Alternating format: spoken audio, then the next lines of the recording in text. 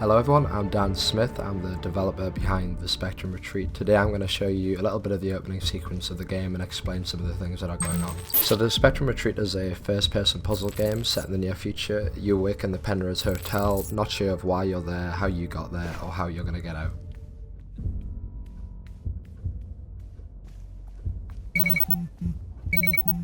Hello? Hello? If you can hear this, hide your phone now. Now, hide your phone right now. The device you have, it's not just a phone, it's... Look, this is hard to explain quickly. You'll be able to absorb and exchange certain colors. I know how that must sound. Things should make sense when you're in there. Good luck. I'll be waiting.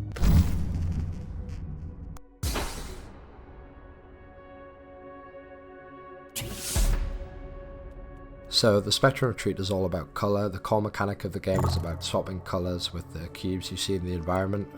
At the start of the game you are given this device that you hold in your hand that is capable of storing one colour at a time, and when you hold that colour you can bypass any shield of the same colour.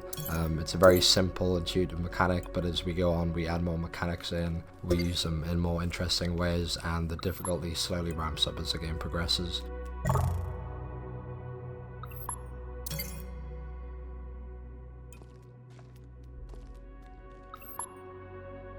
The device you have has unlimited range, but you can only interact with cubes that you can see, and you can only interact with cubes that don't already have the same colour that you hold. A big part of the challenge of the game is memorising where you put different colours, figuring out what order to arrange colours in order to progress through the gates, and quite a mainstay of the puzzle is a sequence of gates, all with their own colour, and so you have to order the colours correctly outside of the gates so that they're there when you need them.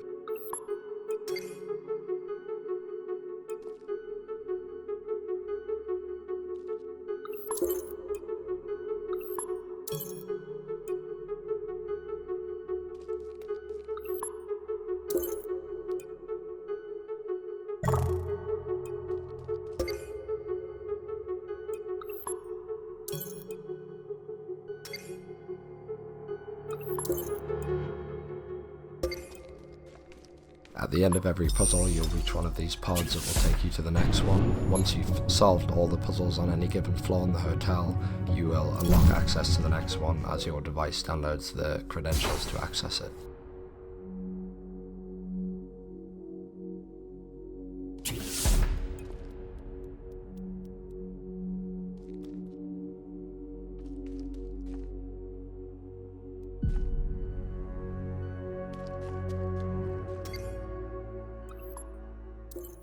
Something I really wanted to do with this game was explore two very distinct aesthetics and find a way to combine the two of them. Obviously we've got the Art Deco hotel environment, which is very classical, it's very colourful, and we also have the more clinical puzzle environment. We needed a really desaturated look for the puzzle environment so that the colour elements could really pop. When you walk into a puzzle room you should be able to quickly identify which things are important to you progressing and which parts are just part of the environment. At the same time, we don't want to just make it grayscale, we want to keep it interesting, and I think this really hyper-modern, hyper-clinical look complements the Art Deco fancy thrills environment in the hotel, and there are certain elements in the game, certain parts of the game where you get to see those kind of leak into each other, and I think it was a really interesting and quite unique aesthetic to look at.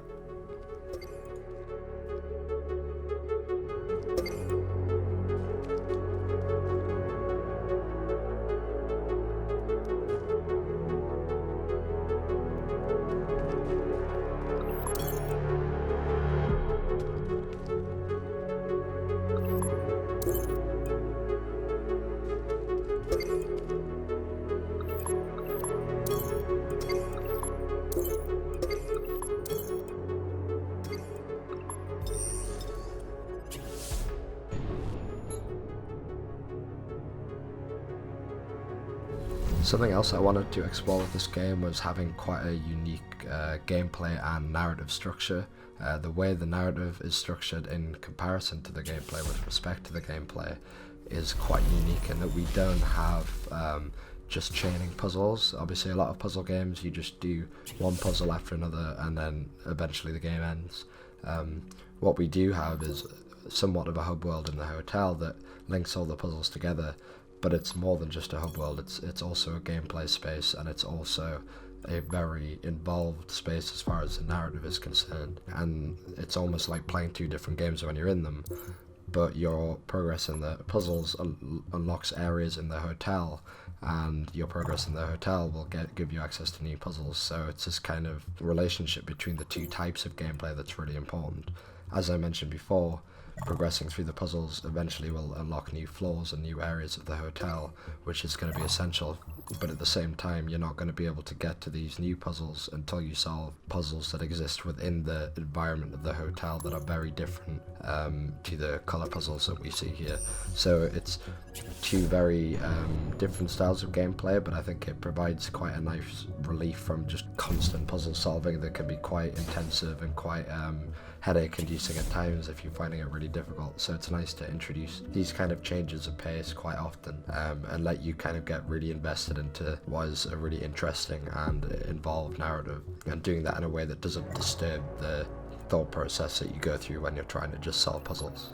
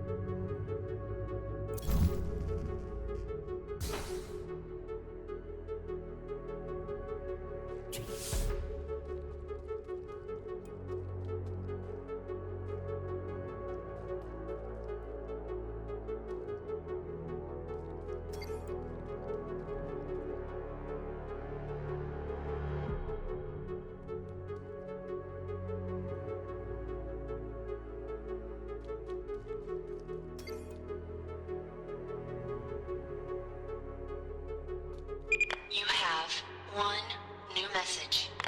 Hi, guess he's been a Mr. Forgetful Pants and left his coat in your car.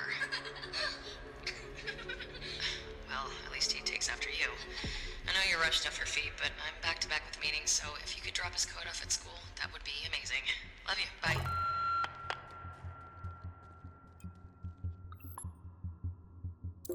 So the puzzles you're watching in this video are the first 5 puzzles of the game. Like I said, there's no explicit tutorial, but the idea with these puzzles is to introduce a mechanic to you in quite an organic way, and hopefully by the time you finish them, regardless of whether you find them challenging or not, you're ready to take on the rest of the game. As we introduce new mechanics, a similar approach is taken, so they're drip fed to you, they're introduced slowly and organically, and the puzzles just increase in complexity at a gradual rate that is hopefully manageable. But I quite like this way of introducing puzzles without a tutorial and just letting you try them. And there are no reaction-based puzzles, there are no timing-based puzzles, no physics involved. So your ability to move the mouse or the analog stick really quick isn't going to determine how good you are at this game. It's your ability to sit back and think about the puzzle in front of you and then just carry it out. The actual execution of it is not the skill that's required here.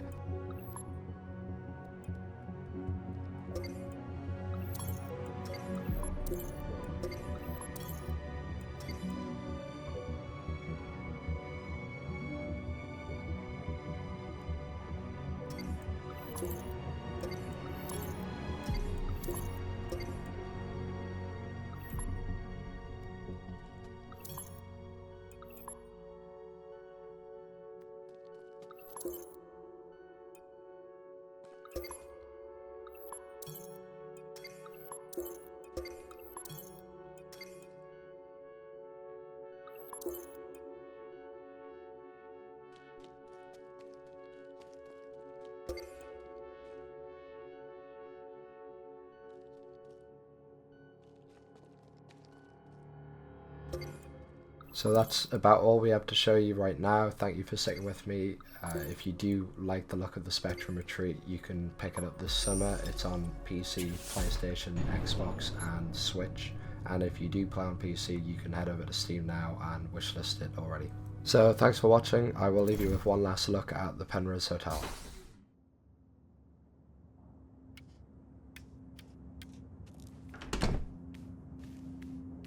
Welcome back, and based on what I can see here, well done. I knew you'd be alright in there. Right now, everything's powered down until the next cycle. The only way to reset it is to return to your quarters, your room, and sleep. This place is built around you. I can't say any more until you see it for yourself, but we will get you out of here, whatever it takes. Get some rest. We'll speak tomorrow.